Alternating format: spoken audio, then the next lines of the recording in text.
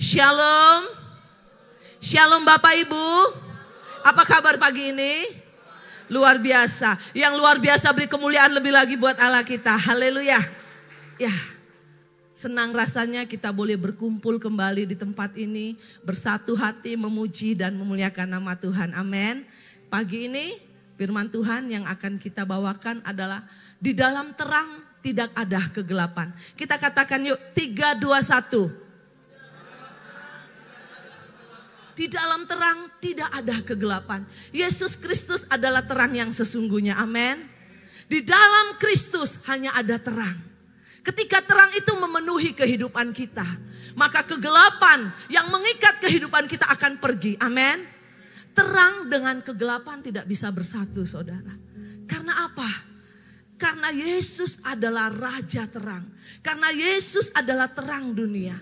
Tidak bisa disatukan. Sedangkan kegelapan itu adalah dosa, kejahatan yang membuat kita terputus dari Allah Bapa.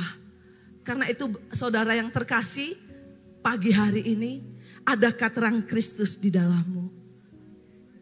Adakah terang Kristus di dalammu, saudara? Pagi ini saya akan berbicara bahwa kehidupan manusia itu ada dua, yaitu kehidupan jasmani dan kehidupan secara rohani. Secara jasmani mungkin kita sudah lahir baru. Ya, kita sudah menerima Yesus sebagai Tuhan dan Juru Selamat. Kita sudah dibaptis, kita sudah meninggalkan manusia lama kita. Kita sudah masuk ke dalam terang Tuhan. Di tempat ini, saudara, kita adalah gereja, yaitu eklesia. Gereja kumpulan orang-orang yang dipanggil keluar untuk masuk ke dalam terangnya yang ajaib, yaitu di dalam Kristus Yesus. Beri kemuliaan buat Allah kita. Kita ini kumpulan orang-orang yang sudah dipanggil keluar dari kehidupan kita yang kelam, dari kehidupan yang penuh dosa, dari kehidupan yang penuh dengan kejahatan. Masuk ke dalam terang yang ajaib. Ada amin? Karena itu jangan sia-siakan. Jangan disia-siakan. Yesus menebus dosa kita dengan darahnya yang mahal. Jadi jangan bermain-main lagi, saudara. Kalau kita ada sampai hari ini, itu karena terang Kristus masih ada di dalam kehidupan kita. Amin. Kita baca dalam Yohanes 8 ayat 12. Bersama-sama dengan suara yang keras. 3, 2, 1. Maka Yesus berkata pula kepada orang banyak. Katanya, Akulah terang dunia.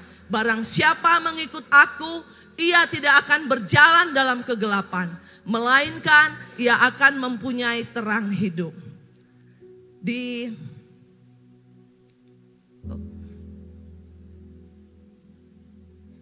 Yohanes 8 ayat 12, saudara terkasih, ada 3 kunci. Kunci yang pertama, maka Yesus berkata pula kepada orang banyak. Katanya, Akulah terang dunia.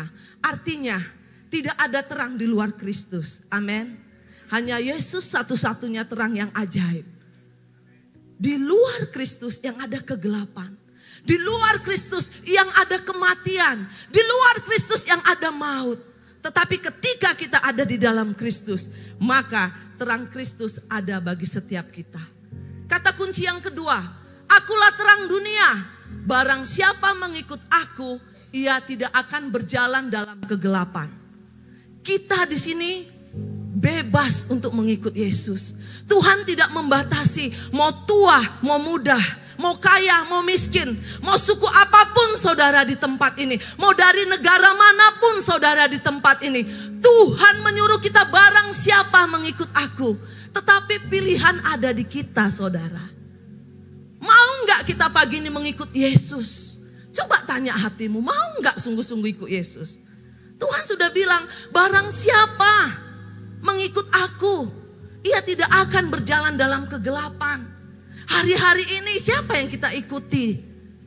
Mengapa kita masih tersandung? Mengapa kita masih jatuh? Mengapa kita jalannya masih meraba-raba? Kita tidak tahu di sekeliling kita. Coba introspeksi, saudara. Siapa yang kita ikuti hari-hari ini? Yesus bebas, unlimited. Siapa ayo ikut. Tapi pilihan tetap ada pada kita. Mau nggak kita pagi ini sungguh-sungguh? Karena apa? Orang yang di luar Kristus akan berjalan dalam kegelapan. Seperti orang buta, dia tidak tahu apa yang ada di depannya, di belakangnya, di sampingnya. Seperti tempat ini saudara, jika gelap, mungkin kita akan bertabrakan satu sama lain. Jika gelap mati lampu seperti tadi, mungkin kita akan kepanasan, sesak. Di kegelapan itu tidak ada enaknya. Amin saudara. Semuanya kacau, semuanya itu seakan-akan sesak kalau gelap. Maukah saudara mengikut Yesus pagi ini? Pastikan hatimu, pastikan imanmu, amin. Kata kunci yang ketiga, melainkan ia akan mempunyai terang hidup. Orang yang sudah menerima Yesus, orang yang sudah mengikut Yesus akan mempunyai terang hidup. Dia tidak akan tersandung, dia tidak akan terjatuh bila berjalan. Karena apa? Firman-Mu pelita bagi kakiku, terang bagi jalanku. Ada pelita, ada cahaya yang menerangi setiap langkah kita seperti cahaya ini. Jadi kita nggak akan terjatuh saudara. Jadi kita tidak akan salah melangkah. Jadi kita tidak akan tenggelam. Karena ada pelita di dalam kehidupan orang yang mengikut Yesus. Berikan kemuliaan bagi Allah kita. Jadi terang dengan gelap itu tidak mungkin bersatu. Ada amin? Yesus adalah kerajaan terang. Dia raja di bumi dan di surga. Sedangkan kerajaan dunia adalah kerajaan gelap. Lucifer yang menjadi rajanya, iblis setan yang menjadi ajudannya. Terang dengan gelap tidak mungkin bersatu saudara. Tetapi ada kabar baik buat kita. Yesus mati, dia turun ke dalam kerajaan maut. Dia mengambil kunci kerajaan maut. Sehingga kerajaan maut bisa dikalahkan, dihancurkan. Jika terang Kristus hadir di tempat ini, maka kerajaan ini akan lari, akan pergi, akan sirna. Amin saudara. Begitu juga dengan hidup kita. Ketika Yesus, terang Kristus ada di dalam kehidupan kita. Segala sesuatu yang gelap, segala sesuatu yang kotor, segala sesuatu yang menjijikkan akan lenyap, akan pergi, tidak tahan. Karena terang Kristus terang yang dahsyat, terang yang ajaib, terang yang penuh dengan mujizat. Amin. Orang hari-hari ini ingin, banyak orang hari-hari ini mengikut Tuhan tapi hidupnya masih di dalam kegelapan. Dia sudah lahir baru, dia sudah bertobat, dia sudah melayani, tapi secara jasmani terang itu hanya sedikit. Tetapi di dalam kehidupan rohaninya banyak ruang yang gelap. Dia tidak tahu mau kemana saudara. Kehidupan ini digambarkan dengan kehidupan kita yang sekarang.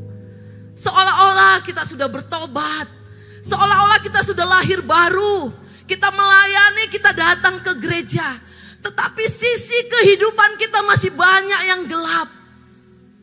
Kita seperti di penjara saudara. Kita nggak tahu mau kemana. Seakan-akan ada terali besi yang mengepung kita. Padahal terali ini tidak ada. Kita yang membangun terali ini. Kita yang membangun tembok-tembok ini. Sehingga apa? Kita tidak melihat terang Tuhan. Hanya secara jasmani kita memuji-muji Tuhan. Kita menyembah Tuhan di tempat ini. Tapi kalau dilihat dari mata rohani, kita ini secara jasmani sudah mati. Secara rohani sudah mati. Jasmaninya aja yang hidup. Secara rohani kita ini seperti orang tertawan. Orang yang terikat, orang yang terbelenggu. Tidak tahu mau kemana. Bisa lihat saudara, orang yang terbelenggu gimana. Dia nggak punya lagi harapan. Dia berjalan seperti ini. Padahal dia ada di tempat ini. Dia menyembah Tuhan. Dia memuji Tuhan. Dia agungkan Tuhan, dia dengar firman. Tetapi sisi kegelapannya menghimpit dia. Seperti di dalam penjara. Dia tidak tahu harus bagaimana melepaskan ini. pikirannya dipenjarakan. Karena apa? Terang Kristus itu hanya di luar. Tidak sampai ke dalam. Tidak sampai ke pikirannya, tidak sampai ke hatinya, tidak sampai ke rohnya. Banyak hari-hari ini pikiran kita terintimidasi. Pikiran kita pikiran negatif, khawatir, takut. Sehingga apa saudara? Sehingga secara rohani kita mati. Jasmani hidup, datang ke gereja. Seperti kita yang ada sekarang ini. Tetapi pikiran kita diblok, ditembok. Ada ketakutan di saat memuji Tuhan. Ada rasa kekhawatiran di saat memuji Tuhan. Ada intimidasi. Allah, gak mungkin. Utangmu masih banyak. Uang bulananmu sudah habis. Udahlah, jangan memuji Tuhan. Diblok, diintimidasi. Kita seakan-akan terpenjara. Anak muda, seolah-olah engkau memuji Tuhan di tempat ini. Kemana pikiranmu ketika memuji, menyembah? Engkau tahu Tuhan hadir bertata di atas puji-pujian. Tetapi adakah gerakanmu yang menyenangkan hati Tuhan? Dengar baik. Tuhan itu disenangkan lewat pujian. Kalau engkau memuji dengan gayamu yang sesukanya gitu, Tuhan palingkan wajahnya. Sia-sia. Untuk apa kehadiranmu di sini? Jika pikiranmu terblok malu melompat, malu bertepuk tangan, malu bersuka cita, buat apa? Engkau gak akan dapatkan upah. Pikiranmu pada situs-situs yang tidak baik. Banyak yang dipenjara hari-hari ini pikiran kita. Hati kita dipenjara, tidak bisa mengampuni. Penuh dengan kepahitan, kecewa, sakit hati, iri hati, dengki. Padahal kita ada di sini loh. Tapi kita terpenjara, gak bisa melepaskan itu. Buat apa? Yang rugi siapa saudara? Kita. Kita gak dapat apa-apa ketika datang ke gereja. Rugi. Pulang gereja masih bawa sakit hati, masih bawa beban. Sehingga jalannya gak bisa tegak. Tetapi begini. Orang yang seperti ini jarang menyadari. Tapi pagi ini firman Tuhan menyadarkan kita. Biarlah terang Kristus memenuhi kehidupan jasmanimu dan rohanimu. Amin. Jangan hanya jasmani saja, tapi rohani. Karena apa? Kalau rohani kita sakit, itu gak nampak saudara. Betul tidak? Gak ada yang tahu kalau kita gak ngomong. Kita yang rasakan. Tapi lama-lama MPP. Tahu saudara MPP? Mati pelan-pelan. Karena apa? Dari pikiran, hati, roh. Itu kalau sudah gak tahan, gak terbendung. Jasmaninya yang sakit. Yang hancur. Karena terbelenggu, terpenjara. Hati, roh kita terpenjara, gak mau lagi saat teduh, gak mau lagi nyembah Tuhan, gak mau lagi baca firman, gak mau lagi doa. Roh kita sudah ke dunia, kesukaan dunia. Kita pergi jalan-jalan, kita pergi ngafe, kita pergi kemana-mana, kita sudah mentah, kita sudah gak mau lagi karena roh kita ditawan dunia. Tetapi pagi ini, firman Tuhan berbicara kepada kita. Katanya, akulah terang dunia. Barang siapa mengikut aku, ia tidak akan berjalan dalam kegelapan. Melainkan ia akan mempunyai terang hidup. Siapa yang mau mempunyai terang hidup di tempat ini? Katakan pada hatimu, ubah aku Tuhan. Aku mau menerima terang-Mu dalam hidupku. Kita jangan gereja-gerejaan saudara. Capek. Ya. Kalau firman ada di dalam hidup kita. Terang Kristus ada di dalam kehidupan kita. Semangat itu mengalir. Kita gak bertopeng ikut Tuhan. Ya. Salam, salam, haleluya, haleluya. Semangat Pak, semangat, sehat-sehat. Tetapi ketika sampai rumah, aduh cemana ini, aduh Tuhan. Muncul kegelapan yang sesungguhnya dari kehidupan rohani kita, muncul. Makanya kita kadang melihat anak Tuhan, banyak tiba-tiba itu ya menghilang. Tiba-tiba sakit, tiba-tiba entah kemana. Karena apa? Terang Kristus tidak sampai di dalam kehidupan rohaninya. Amin saudara. Tuhan mau, kita baca yuk 3, 2, 1.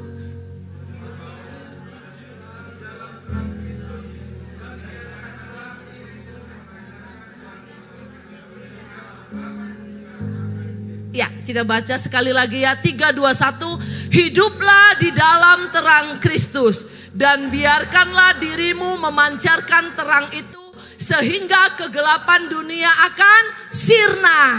Hiduplah di dalam terang Kristus. Amin. Sehingga setiap kegelapan akan sirna oleh terang Kristus. Bagaimana agar kita hidup di dalam terang Kristus? Yang pertama saudara terkasih, menghidupi firman Tuhan. Kita baca 3, 2, 1. Dalam Yakobus 1 ayat 22 dikatakan, tetapi hendaklah kamu menjadi pelaku firman dan bukan hanya mendengar saja. Sebab jika tidak demikian, kamu menipu diri sendiri. Banyak enggak anak Tuhan yang tahu firman, yang hafal firman, tapi tidak menjadi pelaku dan tidak menghidupi firman? Banyak. Nampak dari setiap persoalan yang ada. Nampak ketika badai datang.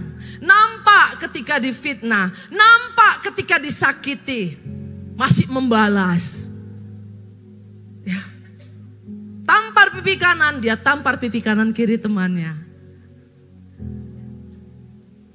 Mungkin kita di tempat ini lebih dari 10 menghafal firman Tuhan.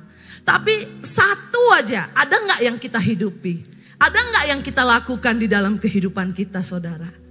Firman Tuhan bilang loh, kalau kita tidak menjadi pelaku firman, kalau kita tidak menghidupi firman Tuhan, kita itu menipu diri sendiri. Mana lebih sakit, menipu orang lain atau menipu diri sendiri?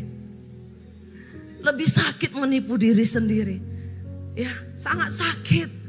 Waduh, gimana gitu loh.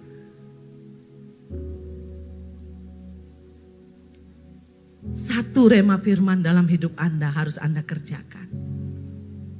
Ketika saya bertobat, sampai hari ini yang menjadi rema dalam kehidupan saya itu dalam Matius 6 ayat 33. Tetapi carilah dahulu kerajaan Allah dan kebenarannya, maka semua akan ditambahkan kepadamu. Ketika saya berbeban berat, ketika ada masalah, saya cari Tuhan. Saya duduk di kaki Tuhan. Tanpa saya minta, Tuhan tahu apa yang saya perlu. Amin. Hidupi. Jadilah pelaku. Hari-hari ini mungkin ada satu rema firman di dalam kehidupan saudara. Adakah saudara hidupi ketika beban berat datang, ketika masalah datang, adakah firman itu saudara perkatakan di hadapan Tuhan? Kita belajar dari Daud. Saat Daud mau melawan Goliat. Goliat yang begitu tinggi besar, berpengalaman dalam berperang.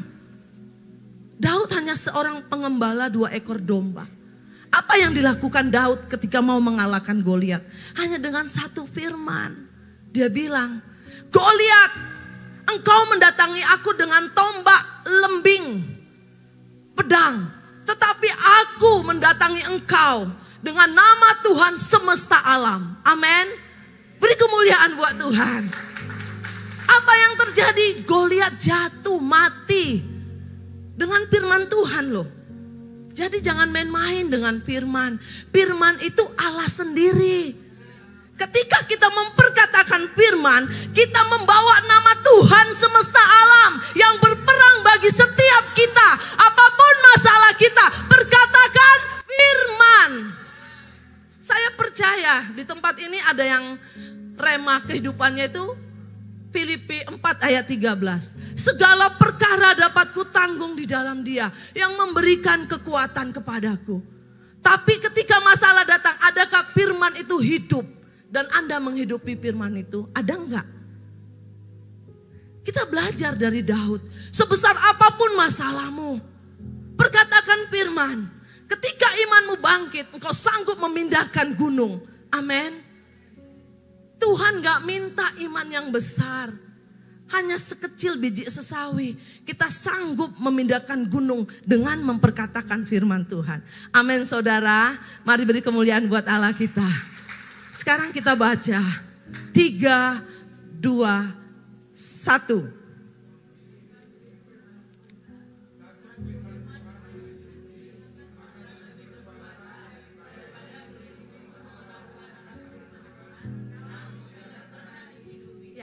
Satu firman Tuhan yang dihidupi akan lebih berkuasa daripada beribu-ribu pengetahuan akan firman Tuhan namun tidak pernah dihidupi. Ini soal buat kita. Ini PR buat kita. Cukup satu firman tapi hidupi dan lakukan. Amin saudara. Gak perlu kita berdebat soal firman sama orang. Gak perlu di dalam perdebatan membalas dengan firman. Cukup satu engkau ketahui dan engkau lakukan. Itu akan menjadi suatu yang besar di dalam kehidupan saudara. Amin. Ayo hidupi firman Tuhan. Jangan biarkan lewat kanan keluar kiri. Atau belum lewat masih masuk kanan keluar lagi. Hari ini ambil satu firman Tuhan. Jadilah pelaku dan hidupi dalam hidupmu. Amin saudara. Yang kedua, bagaimana agar terang Kristus hidup di dalam kita, yaitu hidup dalam pujian penyembahan. Kita baca di dalam Mazmur 71 ayat 23, kita baca secara bersama-sama 3, 2, 1. Bibirku bersorak-sorai sementara menyanyikan mazmur bagimu, juga jiwaku yang telah kau bebaskan. Ketika kita bermazmur, memuji, menyembah, ada kuasa yang tak terbatas mengalir dalam pujian itu, menyapa, melawat setiap kita. Amin. Tapi jarang sekali umat Tuhan yang menyadari. Banyak malunya, banyak segannya, banyak sungkannya, banyak malasnya. Padahal kita kemari untuk memuji Tuhan. Untuk memuliakan nama Tuhan. Kenapa malas bersorak-sorai? Kenapa malas melompat? Kenapa malas semangatnya itu powerful? Kenapa? Karena pikiran Anda ditembok.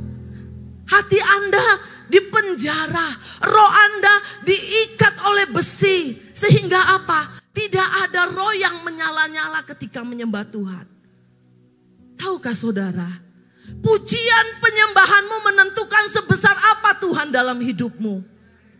Jika Tuhan yang kau sembah besar di dalam kehidupanmu, maka engkau menyembah akan powerful. Itu nampak. Pujian penyembahanmu menentukan mujizat dalam kehidupan saudara. Ketika pujianmu biasa-biasa aja, mujizat Tuhan pun biasa saja. Sehingga kau mengalami mananya Tuhan. Tuhan bilang bertata di atas pujian, tapi kok saya gak dapatkan apa-apa. Salahkan Tuhan lagi. Padahal kita yang salah. Kita kemari untuk menyenangkan hati Tuhan. Amin. Bagaimana supaya hati Tuhan disenangkan? Buka hatimu, buka pikiranmu, buka rohmu yang terpenjara selama ini. Di dalam pujian, apapun beban kita, apapun yang mengikat kita akan terlepas. Lihat Silas dan Paulus. Ketika mereka di penjara, kaki mereka diikat oleh terali besi. Badan mereka dililit oleh besi yang berat. Itu teruji penjara sangat kuat digembok. Tapi ketika mereka berdoa, memuji, menyembah, apa yang terjadi saudara? Penjara itu terbuka. Besi yang memasung mereka terlepas. Kuasa pujian sungguh besar kuasanya. Saya imani ketika saya lahir baru. Ketika pujian dinaikkan, saya gak memandang kanan kiri. Mau dibilang saya pajago-jagohon ya bahasa Ibraninya ya. Mau dibilang saya cari muka atau apa, saya nggak peduli. Begitu aku terima kuasa-Mu Tuhan, tangan saya, ku terima aku masukkan. Ya, dimanapun aku berdiri, kemanapun aku kan pergi, di situ pasti mujizat-Mu terjadi. Beri kemuliaan buat Allah kita. Mari alami, mari upgrade, mari naik level dalam mengikut Tuhan. Amin. Terang Kristus itu akan bercahaya di atas orang yang benar-benar menyenangkan hati Tuhan. Hidup ini, jangan diikat, jangan dipenjara, jangan bangun terali besi tembok-tembok yang begitu kuat dari baja di dalam hidupmu. Hancurkan itu di kaki Tuhan. Sembah Dia, puji Dia.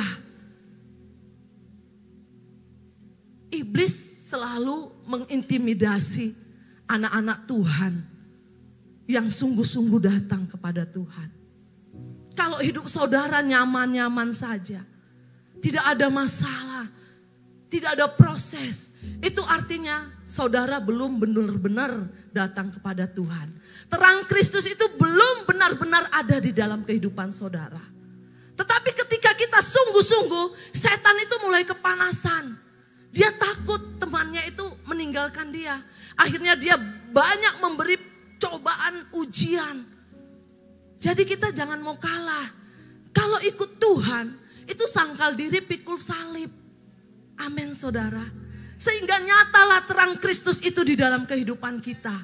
Kalau kita sempat kalah, kita terbelenggu. Kita nggak bebas hidup ini untuk memuji Tuhan. Kita nggak bebas hidup ini untuk memuliakan Tuhan. Ada beban yang berat. Makanya kalau datang ke Tuhan itu berserah, bukan menyerah. Tangan kanan naik, tangan kiri jangan menggenggam. Apa yang digenggam? Sakit hati, masa lalu, kepahitan. Digenggam. Akhirnya apa? Hidup ini gak lepas. Hidup ini gak powerful. Hidup ini gak menyala-nyala buat Tuhan. Nampak saudara? Hati yang terbelenggu oleh kegelapan. Nampak dari kehidupan kita. Nampak dari wajah-wajah kita. Karena hati itu pusat kehidupan. Dari hati terpancar kehidupan. Jadi kalau hati kita terbelenggu, hati kita diikat di penjara, kita bertopeng datang ke Tuhan. Siapa yang mau dibebaskan pagi ini? Terang Kristus ada di dalam kehidupannya. Mau dilepaskan? Katakan, datanglah terang-Mu Tuhan. Aku tidak mau bermain-main lagi. Aku capek Tuhan. Capek saudara. Bergereja-gerejaan capek. Tuhan juga capek. Kita gak mendapatkan apa-apa saudara. Biarlah mulai hari ini kita menjadi Saulus dan Silas. Amin. Dalam segala situasi apapun, jangan pernah tidak memuji dan menyembah Tuhan. Amin. Karena ada kuasa yang besar. Di saat pujian kita naikkan, kuasa Tuhan membebaskan kita dari setiap belenggu yang mengikat kita. Amin saudara. Sekarang apa dampaknya jika kita hidup di dalam terang? Ini dampaknya saudara. Kita akan berbuah. Kita baca dalam Efesus 5 ayat 9, 3, 2, 1. Karena terang hanya berbuahkan kebaikan dan keadilan dan kebenaran. Ya. Ketika terang Kristus ada di dalam kehidupan kita, dampaknya kita akan menjadi berbuah. Amin. Buahnya apa? Kebaikan. Yang dulu kita jahat, kita akan menjadi baik. Yang dulu kita tidak baik kepada pasangan kita, kita akan menjadi baik kepada pasangan kita. Kita akan menjadi baik pada anak-anak kita. Kita akan menjadi baik pada mertua kita, pada orang tua kita, pada sesama kita. Kebaikan itu akan muncul ketika terang Tuhan memenuhi hidup kita. Amin saudara. Jadi siapa di sini yang belum baik, berarti belum ada terang Kristus. Ya. Akan nampak itu buahnya. Ketika terang itu ada di dalam kita, kita akan berbuah berbuahkan kebaikan. Yang kedua, berbuahkan keadilan. Kita akan menjadi orang yang adil, orang yang seimbang, orang yang tidak pilih kasih, orang yang selalu menjunjung tinggi kebenaran, keadilan. Kita akan adil pada pasangan kita, kita akan adil pada anak kita, pada orang tua, pada mertua, pada sesama di dalam pelayanan. Kita akan adil, tidak ada timpang sebelah, berat sebelah. Kita akan adil membagi waktu kita untuk Tuhan, untuk pekerjaan kita. Tuhan akan memberikan hikmat supaya kita bisa adil di dalam hidup ini. Amin saudara. Yang ketiga, berbuahkan kebenaran. Kita akan bisa menjadi orang benar. Yang dulu kita hidup di dalam kegelapan. Tetapi ketika terang Tuhan memenuhi hidup kita, kita akan berbuahkan kebenaran. Kita akan benar di dalam berumah tangga. Masih ingat contoh yang diberikan Bapak Ishak Tulus? Kepada pasangan suami istri, ayo hidup benar. Jangan ada orang ketiga, amin. Ketika ada orang ketiga, ya berkat itu akan jatuh ke tempat yang salah. Sehingga apa? Sehingga rumah tangga itu akan hancur. Hiduplah benar saat ini. Jangan bermain-main lagi. Amin. Tinggalkan semua dosa-dosa. Tinggalkan semua masa lalu. Tinggalkan semua yang mengintimidasi, yang mengikat kehidupan kita. Mari hidup benar. Karena di dalam kebenaran ada kerajaan Allah. Di dalam kerajaan Allah ada taman Eden, ada kelimpahan, amin. Ada berkat-berkat Tuhan yang Tuhan sediakan buat saudara. Mau hidup benar? Yang mau hidup benar, saya undang untuk bangkit berdiri. Haleluya.